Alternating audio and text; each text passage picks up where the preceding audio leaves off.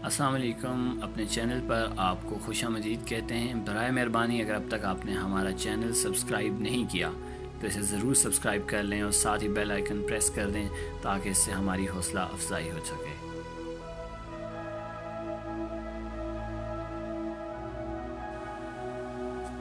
हाँ मुझे याद है बचपन का वो दिसंबर। हाँ मुझे याद है बचपन का वो दिसंबर, ठिठुरती ढलती शामों में आंगन की दीवार से सिरकती धूप, जलते हुए कोयले की महक और मेरे फटे हुए गालों पर लकीरें बनाते वो मुंजमद आंसू।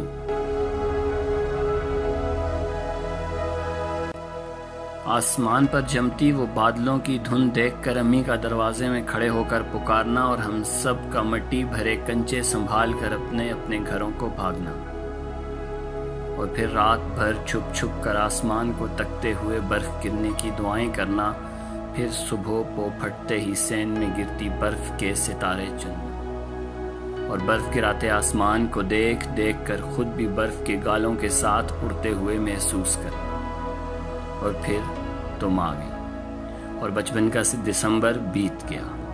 तब पहरों इस सरकती ठंडी धूप तले इन ठिठुरती ढलती शामों में मैं तुम्हारी एक झलक देखने के लिए आसमान से गिरती बर्फ की चांदी अपने वजूद पर सजाता रहा। जमीन पर बिछी सफ़ेद चादर पर मेरे कदमों का हर निशान तुम्हारे घर की दहलीज तक ही जाता रहा।